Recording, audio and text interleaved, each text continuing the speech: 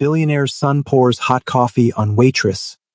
Didn't see the Korean Mafia boss and his K9 behind him watching. The scalding coffee splashed across her uniform, soaking through the thin fabric and burning the skin beneath. Shayla's scream cut through the upscale cafe like a knife, silencing conversations and clinking silverware in an instant. She dropped to her knees, tears streaming down her face as blisters already began forming on her trembling hands. And Alexander Wang laughed. He actually laughed as he stood over her, designer shoes just inches from where she knelt in agony. His Italian silk shirt probably cost more than 3 months of her salary. His watch more than a year's rent for the tiny apartment she shared with her younger siblings. And he was laughing, pointing his phone camera at her pain like it was entertainment created for his amusement. "That's what happens when you spill water on my sleeve, you stupid bitch," he sneered, his voice carrying throughout the now silent cafe. "Maybe next time you'll be more careful." Nobody moved. Nobody spoke.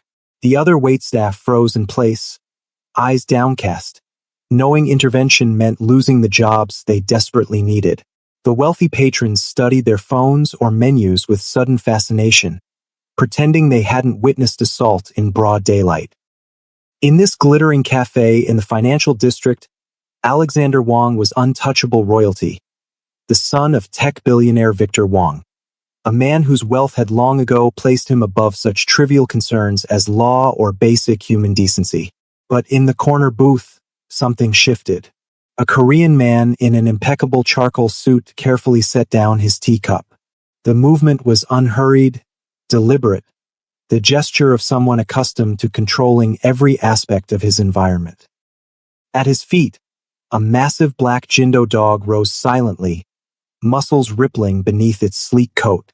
The dog made no sound, no growl, no bark, but its eyes tracked Alexander with predatory focus. The man's face betrayed nothing as he observed the scene. His expression remained perfectly neutral, but his eyes changed. Something ancient and dangerous flickered behind them, a cold calculation that spoke of violence seen and violence delivered. Jin Wukong had watched enough. And Alexander Wang had just made the worst mistake of his privileged life. If this story resonates with you, please hit that subscribe button now. Tell us in the comments where you're watching from. Let's see how many brave souls will follow this journey to its conclusion. ****. Jin Wukong had not come to America to become what he now was. 20 years ago, he'd arrived with nothing but military training from Korea's special forces and dreams of legitimate business success. The American dream, they called it. Work hard, play by the rules, achieve prosperity. What a beautiful lie that had proven to be.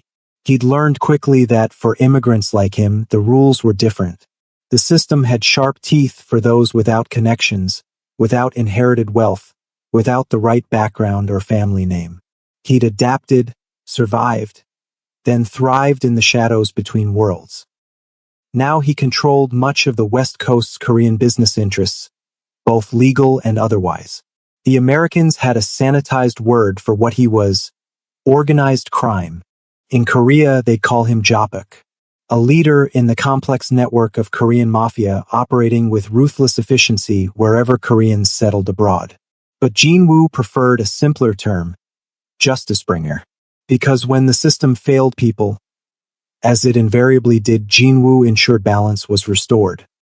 Phantom, his Jindo, had been trained in Seoul's elite military K9 program before being deemed too aggressive for standard service. Jin Woo saw not aggression but loyalty in the dog's eyes when he'd rescued him from euthanasia. Phantom understood what humans often fail to grasp. In this world, protection required the capacity for controlled violence. As Jin Woo stood, buttoning his suit jacket with a single practiced motion, his mind was already categorizing Alexander Wang. Third son of tech magnate Victor Wang, Harvard dropout, Instagram celebrity, a young man whose existence was defined by extravagant displays of wealth and casual cruelty. His file in Jin Woo's mental catalog was thick with incidents whispered about but never prosecuted. Sexual assault allegations settled quietly, drunk driving charges mysteriously disappearing, even rumors of a hit and run covered up by his father's influence. Wang was 27 years old and had never faced consequences for anything in his life.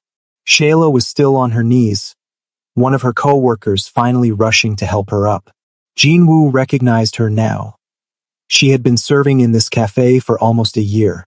Always polite, efficient, her smile never quite reaching her eyes. Jinwoo knew that smile. It was the smile of someone who had learned to make herself small, unthreatening, invisible. The smile of someone who couldn't afford to offend. Now she was weeping silently as her angry red skin blistered under the bright cafe lights. "Call an ambulance," Jinwoo said, his voice carrying across the room despite its measured tone. His accent was still present after 2 decades in America, and he made no effort to hide it. "She needs medical attention." Alexander Wang turned, irritation flashing across his handsome face at this interruption to his performance. "Mind your own business," he snapped, looking Jinwoo over with the dismissive assessment of someone born to judge others by their usefulness to him. Finding the Korean man lacking, he turned away. "She's fine. She's just being dramatic for a bigger tip." Jinwoo took 3 steps forward. Phantom moved with him, a silent shadow at his heel. "I said, she needs medical attention," Jinwoo repeated, now standing directly in Shayla's line of sight. His voice softened. "Are you all right? Do you need help?" Shayla's eyes widened in recognition. Not of Jinwoo personally, but of something rare. Genuine concern in a place where she'd received none. She shook her head slightly, whispering that she couldn't afford an ambulance, couldn't miss work, couldn't risk losing her job that helped support her brother's college tuition and her grandmother's medical bills. Alexander laughed again, the entitled chuckle of someone who found other people's struggles inherently amusing. "Look at this. Some foreigner thinks he's some kind of hero," Alexander said loudly to his companions, who dutifully snickered. "Why don't you take your dog and go back to wherever you came from?" Jinwoo didn't react to the ignorant taunts. He simply turned to face Alexander, meeting his eyes directly for the first time. The younger man's smirk faltered momentarily under that gaze. Something in Jinwoo's eyes, the absolute stillness in them, the complete absence of fear or deference, triggered an instinctive alarm in Alexander's brain. "You assaulted this woman," Jinwoo said calmly. "You will pay for her medical treatment. You will apologize. And you will compensate her for lost wages." The cafe had gone utterly silent. No one had ever spoken to Alexander Wang like this, with authority, with expectation of compliance. It was as foreign to him as respect for others. "Do you have any idea who I am?" Alexander recovered, incredulity replacing his momentary discomfort. Alexander Wang, 3rd son of Victor Wang. Net worth of approximately $8 million, though most of that is in a trust you cannot access without your father's approval. Jinwoo replied without hesitation. "Your car outside, the red Lamborghini with custom plates, is leased, not owned. You live in your father's downtown penthouse because you've been blacklisted by most luxury buildings for inappropriate behavior. You were asked to leave Harvard after a sexual assault allegation that your father paid $2 million to make disappear." Alexander's face had drained of color. "Who the fuck are you?" Jinwoo didn't answer. He simply pulled out his wallet and extracted a black credit card, handing it to the cafe manager who had finally approached. "Call an ambulance. Use this for the bill, and for any medical expenses she incurs." He turned to Shayla and added, "This man will not cost you your job or your health. You have my word." The cafe doors burst open as 3 large men in dark suits rushed in, Alexander's security detail, who had been waiting in the car outside. They quickly assessed the situation, moving toward their charge with professional efficiency. "Mr. Wang, is there a problem here?" The largest one asked, positioning himself between Alexander and Jinwoo. Jinwoo didn't move. Neither did Phantom. The dog hadn't made a sound, but its posture had shifted subtly, weight balanced on its haunches. Ready. "This guy is threatening me," Alexander said, confidence returning with his security present. "Get rid of him."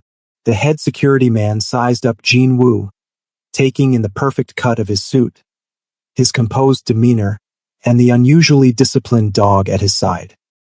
Something in his professional assessment gave him pause. "Sir, I'm going to have to ask you to leave," he said to Jin Woo, but without making any move to touch him. Jin Woo nodded once. "I was finished anyway." He turned back to Shayla. "My name is Jin Woo Kong. Here is my card. Call me when you are released from the hospital." As Jin Woo walked toward the door, Phantom at his heel, the cafe door opened again. 2 uniformed police officers entered, surveying the scene. "We received a call about an assault," the first officer said. The cafe manager looked nervously between Alexander and the officers. There was a misunderstanding. A waitress spilled coffee. "She burned herself with coffee," Alexander corrected smoothly. "Clumsy. Nothing to see here, officers." The policemen recognized Alexander immediately. Of course they did. His face was on society pages, on billboards promoting his father's companies, on gossip sites documenting his exploits. "Mr. Wong, sir. Everything all right here?" The deference in the officer's tone was unmistakable. Jin Woo paused by the door, observing this exchange with cold assessment. Then he reached into his jacket pocket and removed his phone. He dialed a number from memory and spoke briefly into it, his voice too low for others to hear. 30 seconds later, the lead officer's radio crackled. He listened, his expression changing from confusion to concern. He glanced at Jin Woo with new wariness. "Mr. Wong will need to take statements about this incident," he said, his tone now professionally neutral. "Are you kidding me? Do you know who my father is?" Alexander's voice rose in indignation. "Yes, sir, I do. But we still need to follow procedure." The officer's eyes flicked to Jin Woo again. Jin Woo allowed himself the smallest of smiles as he walked out the door, knowing that his reputation had just preceded him. The connection had been made. The officers now knew that Jin Woo Kong was not someone whose involvement could be ignored, even when a Wong was involved. As he climbed into his black Mercedes, Jin Woo heard Alexander's parting threat float through the cafe door. "You'll regret this, whoever you are. Nobody crosses me." Such hollow threats from a man who had never had to back up his words with action. Jin Woo had heard similar threats from men far more dangerous than this spoiled child. Most of those men were now dead or wished they were. This story is just beginning to unfold. If you believe the powerful should be held accountable, hit that like button now. Subscribe to see justice served in ways you never expected. Asterisk asterisk. The Wong family empire had not been built through innovation alone. Victor Wong, Alexander's father, had emigrated from Taiwan in the 1980s with legitimate technological brilliance, but also a ruthless understanding of power. His semiconductors revolutionized computing, but it was his willingness to crush competitors, exploit regulatory loopholes, and leverage political connections that built his $17 billion fortune. Jin Woo knew all of this because he made it his business to know everything about those who wielded power in his territory. Knowledge was survival. Knowledge was leverage. Knowledge was power of its own kind. What Jin Woo discovered in the days following the cafe incident, however, made his blood boil with a cold, focused rage he hadn't felt in years. The Wong Industries factory on the outskirts of the city employed predominantly working-class people, and those from marginalized communities, people desperate enough to accept punishing working conditions and substandard pay. People whose economic vulnerability made them easy targets for exploitation. People like Shayla. Shayla's burns were second-degree across both hands and wrists. She would recover, but the doctor estimated at least 3 weeks before she could work again. Her younger sister Keisha had disappeared 6 months ago after filing a workplace complaint against Wong Industries, where she had been employed as a quality control inspector. The police had investigated perfunctorily before classifying Keisha as a runaway, suggesting she had probably moved to another city or was living with a boyfriend somewhere. Shayla didn't believe this. Neither did Jean Woo. They threatened her, Shayla told Jean Woo from her hospital bed, her bandaged hands resting uselessly on the white sheets. A man came to our apartment. He said she should withdraw her complaint about the chemicals making workers sick. She refused. Her voice broke. The next day, she didn't come home. Jean Woo sat beside her bed, perfectly still as he absorbed this information. Phantom lay at his feet, equally motionless but missing nothing. "Why didn't you go to the police with this information?" he asked, though he already knew the answer. "The man who threatened her showed us a police badge," Shayla whispered. "He said they could plant drugs in our apartment, that they could arrest our little brother if we caused trouble. Our grandmother depends on us. We couldn't risk it." Jean Woo nodded once. It was an old tactic, using a family's vulnerability as leverage. He had seen it before, had experienced similar threats himself 2 decades ago, when his own parents and sister still lived outside Seoul. The difference was that Jean Woo had fought back, had built his own power base, had ensured that those who threatened his family learned the true meaning of consequences. This connection, this echo of his own past, sealed Alexander Wong's fate. It was no longer about coffee or burns or public humiliation. It was about a system that allowed the powerful to prey on the vulnerable without fear. It was about the Wongs of the world believing they owned the lives of people like Shayla and her sister. It was about drawing a line that even billionaires couldn't cross. Jean Woo had not built his organization to become what he despised. He had built it to protect those the system failed, to balance scales that were designed to remain perpetually unbalanced. He stood, adjusting his cuffs with precise movements. "I will find your sister," he told Shayla, "and I will ensure the Wongs never harm another person like this." "They're too powerful," Shayla whispered. "Everyone says Victor Wong owns half the city. The police, the judges, even some politicians." Jean Woo allowed himself a rare, cold smile. "I own the other half." As Jean Woo left the hospital, his phone buzzed with a message from his security team. Alexander Wong was hosting a party at his exclusive downtown club that night. The message included surveillance photos of Alexander arriving with an entourage, including several young women who looked barely legal, if that. Jean Woo studied the images, noting the excessive security, the particular way Alexander kept looking over his shoulder. The cafe incident had rattled him more than he would admit. Good. Fear was educational. Fear was the beginning of respect. But Jean Woo would not move against Alexander directly. Not yet. First, he needed to understand exactly how deep the Wong corruption went, how Keisha had disappeared, where Victor Wong's true vulnerabilities lay. He would be methodical. He would be thorough. He would be patient. The next morning, Alexander Wong found his precious Lamborghini missing from his secured parking garage. In its place was a single black dog hair and a handwritten note. "This is only the beginning." The security footage had been wiped clean. The garage attendant remembered nothing. The vehicle tracking system showed the car had simply vanished. Alexander reported the theft to his personal police contact, the same officer who had responded at the cafe. The man promised to look into it, but his voice lacked conviction. Something had changed. The officer seemed nervous. When Alexander called his father to complain, Victor Wong was uncharacteristically short with his son. "Handle your own messes for once," he snapped before hanging up. Alexander didn't understand what was happening. His world had always been predictable. He acted without consequence. His father cleaned up any problems. The system bent to accommodate his desires. Now suddenly that certainty was eroding. The ground beneath him felt unstable. He didn't know that at that exact moment, Jin-woo was sitting across from Melissa Chun, an investigative journalist who had been trying to expose Wang Industries' labor violations for years without success. Every source disappears, Chun was explaining, spreading her documentation across Jin-woo's desk.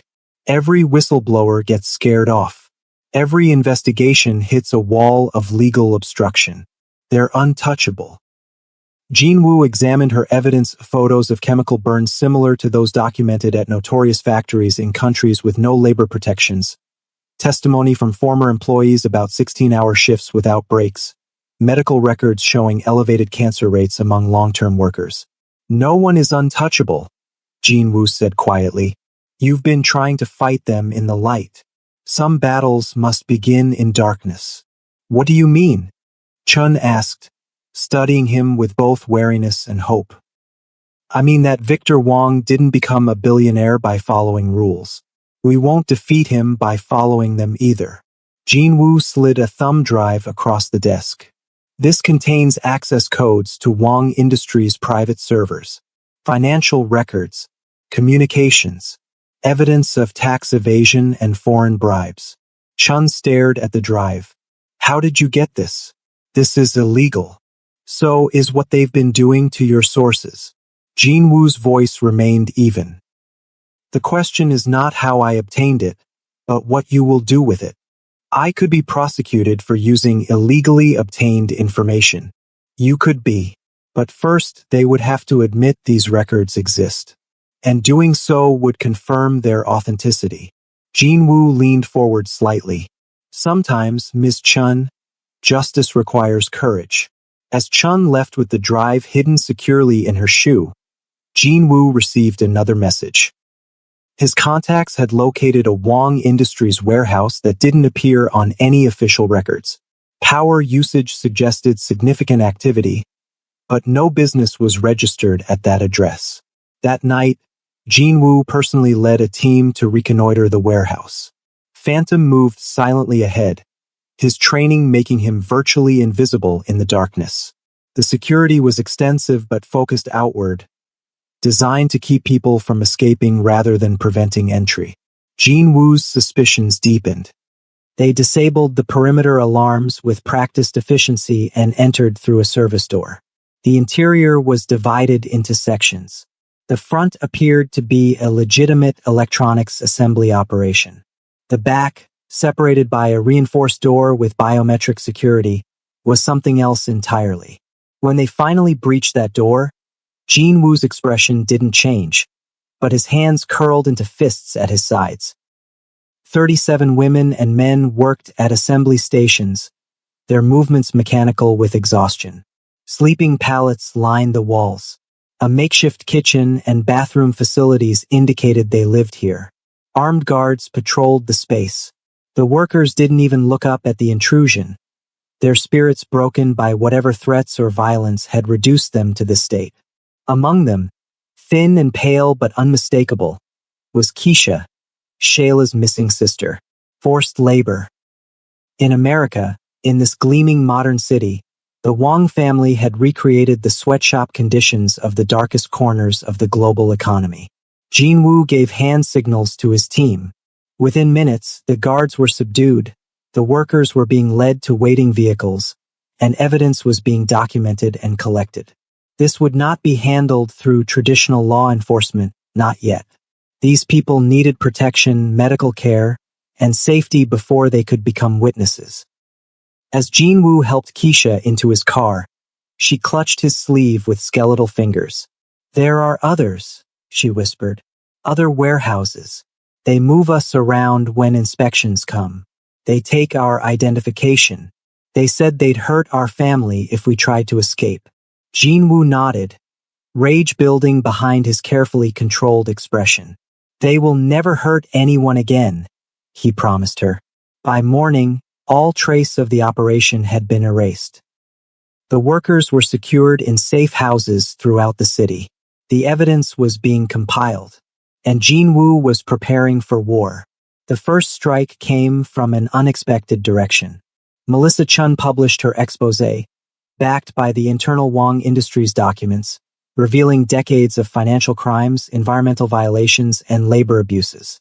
The story was picked up by national outlets. Wang Industries stock plummeted 15% in a single day. Victor Wang issued immediate denials and threatened lawsuits, but the damage was done. Government agencies that had long looked the other way now faced public pressure to investigate. Politicians who had accepted Wang donations suddenly found reasons to distance themselves. The second strike was more personal. Alexander Wang woke to find his penthouse infiltrated overnight. Nothing was taken, but something was left. Photographs of him with underage girls, evidence of drug use, recorded conversations revealing casual admissions of assault. These were placed on his breakfast table alongside a cup of steaming coffee and another note. Your father cannot protect you from what comes next. Alexander's panic was complete. He tried calling his security team, but no one answered. He tried his father, but the call went to voicemail. He tried the police contact, but a different officer answered, informing him that his usual contact had been placed on administrative leave pending an internal investigation.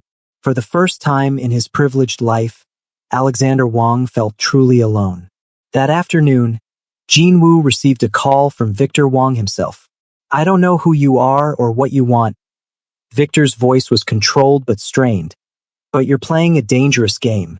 This is not a game, Jinwoo replied. This is consequence. Name your price. Everyone has one. Not everyone, Mr. Wang. Some of us still believe in principles. Principles? Victor scoffed. You break into my properties, threaten my son, steal my proprietary information, and talk about principles? I talk about people held captive in your warehouses. I talk about workers exposed to toxic chemicals without protection. I talk about families threatened and exploited because you believe they are powerless. The silence on the other end of the line stretched for several seconds. What do you want from me?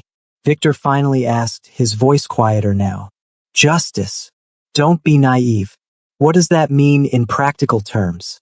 It means I want everything, Mr. Wang. Your empire, your freedom, your son's accountability, the safety of every person you've exploited. And I will have it all. Jinwoo ended the call and turned to his lieutenants. They will attempt to eliminate us now, he said matter-of-factly. Double security on all safe houses. Move the witnesses hourly. And prepare for the final phase. That night, the assassination attempts began. Professional hit teams targeted Jinwoo's known properties. They found empty buildings and waiting defenders. 3 attackers were killed. The rest were captured. Jinwoo had anticipated this response, had planned for it, had set traps within traps. But Victor Wang had resources beyond Jinwoo's estimation. A second wave targeted Jinwoo's legitimate businesses, setting fires, destroying inventory, threatening employees. This collateral damage was harder to absorb. Innocent people were being harmed now. And then they found Shayla. Despite Jinwoo's precautions, despite the security he'd placed around her hospital room, Wang's men located her. They didn't kill her, that would have been merciful. Instead, they injected her with a cocktail of drugs that left her comatose, her prognosis uncertain. When Jinwoo received this news, something shifted in him. The cold, calculating strategist gave way to something older, something forged in the crucible of his youth. Before he was a businessman, before he was Jopik, he had been a soldier trained to eliminate threats with extreme prejudice. The time for measured response had ended. Bring me Alexander Wang, he ordered. Tonight. Phantom sensed the change in his master. The Jindo moved closer, pressing against Jinwoo's leg, offering silent support. Jinwoo rested his hand on the dog's head, drawing strength from the creature's unwavering loyalty. We finish this now, he told Phantom softly. Alexander was extracted from his panic room with embarrassing ease. The state-of-the-art security system proved inadequate against Jinwoo's specialists. The young billionaire was found huddled in a corner, reeking of expensive whiskey and cheap fear. He was brought to Jean Wu's private office blindfolded and terrified. "Please," Alexander sobbed when the blindfold was removed. "My father will pay anything. Millions, billions, whatever you want." Jean Wu studied him from behind his desk, Phantom sitting alertly at his side. "Do you remember Shayla Johnson?" Jean Wu asked quietly. "Who?" Alexander's confusion was genuine. "The waitress whose hands you burned with coffee. The woman whose life you destroyed for your momentary amusement." "The waitress? This is about a fucking waitress." Alexander's fear momentarily gave way to incredulity. "Do you know how much money my family has? We could buy and sell thousands of waitresses." Jean Wu didn't respond immediately. He simply pressed a button on his desk. A screen descended from the ceiling, displaying footage from the warehouse raid. The workers' haunted faces, the deplorable conditions, Keisha's emaciated form. "This is about much more than one waitress, Mr. Wong. This is about hundreds of lives your family has destroyed. This is about a system that allows the wealthy to treat humans as disposable resources." Alexander stared at the footage, his expression morphing from confusion to horror as understanding dawned. "I didn't know about that," he whispered. "That's my father's business. I just party and pour coffee on innocent people, and assault with impunity, and consume the wealth generated by suffering without ever questioning its source." Jean Wu's voice remained level, but his eyes burned. "Ignorance is not innocence, Mr. Wong. Not when you benefit from the suffering." "What are you going to do to me?" Alexander's voice cracked. Jean Wu stood and walked around his desk. Phantom followed, silent but watchful. "I'm going to give you a choice. The choice your victims never had." Jean Wu laid 3 items on the desk in front of Alexander. A gun, a USB drive, and a legal document. "Death by your own hand, or complete testimony against your father's operation, with evidence, or transfer of your entire inheritance to a foundation for the victims." "You can't be serious." Alexander looked between the items in disbelief. "I'm always serious, Mr. Wong. Unlike you, I understand the weight of consequence. My father will kill me if I testify against him. Then you understand something of the fear your victims lived with every day." Jean Wu stepped back, giving Alexander space to consider his options. Phantom sat between them, his amber eyes fixed on the young billionaire with predatory assessment. "How do I know you'll let me go if I choose to sign or testify?" "You don't. Trust is earned through action, not guaranteed by promises. But I give you my word, cooperate, and you will live. Your life will change irrevocably, but it will continue." Alexander stared at the items, his hands shaking. For the first time in his life, no amount of money or influence could shield him from his choices. No father would sweep in to clean up his mess. No system would bend to accommodate his privilege. "Why are you doing this?" he whispered. "Because someone must. Because there must be limits to power. Because in this world, there are those who consume and those who are consumed, and the balance has tipped too far." As dawn broke over the city, Jean Wu's phone rang. It was Victor Wong. "Where is my son?" The elder Wong's voice was ice. "Making the first meaningful decision of his life," Jean Wu replied. "If you harm him, he is safer with me than he ever was with you. Your parenting created a monster, Mr. Wong. I'm offering him redemption." "You'll never win this," Victor growled. "I have judges, politicians, law enforcement." "Had," Jean Wu corrected. "Past tense. Check your news feeds, Mr. Wong. The federal indictments are being unsealed as we speak. Your offshore accounts have been frozen. Your board of directors is calling an emergency meeting to remove you. Your empire is crumbling." The silence on the other end was profound. "You still don't understand who I am, do you?" Jean Wu continued. You saw me and made assumptions. You thought I could be intimidated through conventional means. But I am not conventional, Mr. Wong. I am the consequence of a system that forces good people to become something else to survive. What do you want from me? Victor's voice had lost its edge of confidence. I want you to come alone to your main factory at noon. I want you to see what your greed has created. And I want you to face your victims. When Jinwoo hung up, he turned to find Alexander staring at him, the legal document in his trembling hands.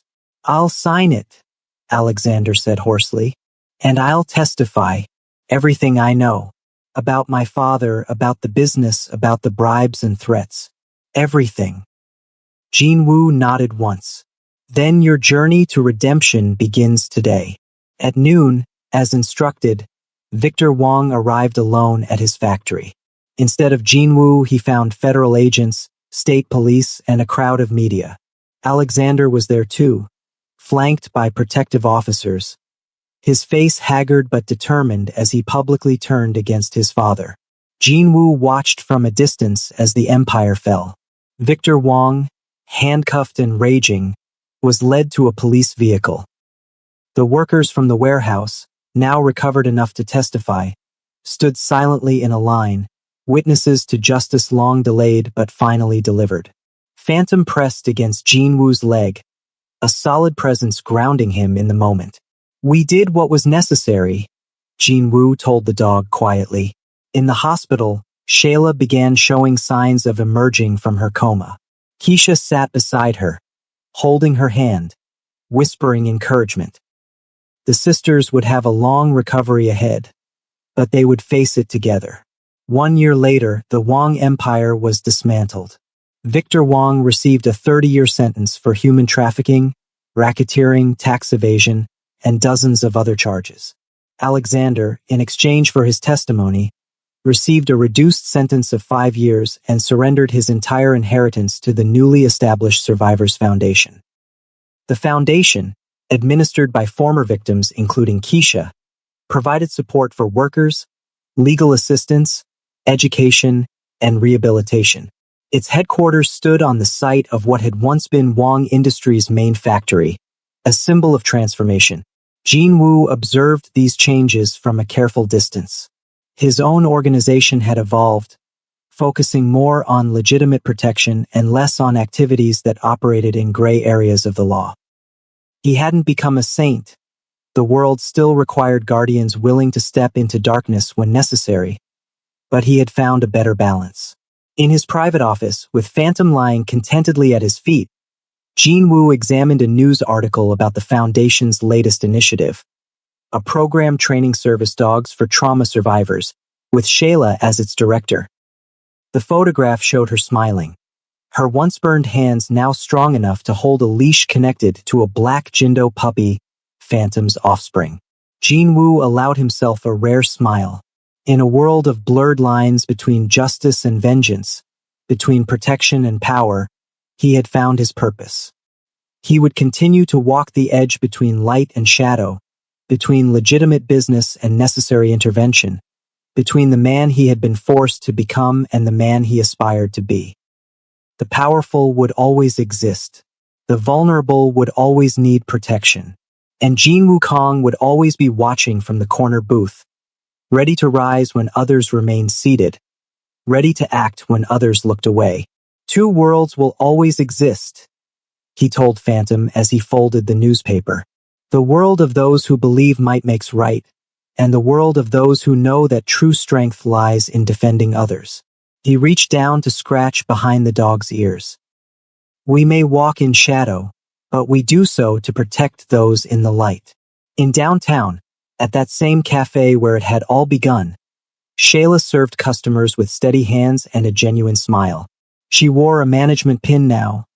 The cafe had been purchased by an anonymous investor and transformed into a worker-owned cooperative. No one treated the staff as disposable anymore. And in a corner booth, Jinwoo occasionally sat, drinking his tea, watching over a small piece of the world he had helped to balance. Not as a savior, not as a conqueror, but as someone who understood that true power meant ensuring others could stand on their own.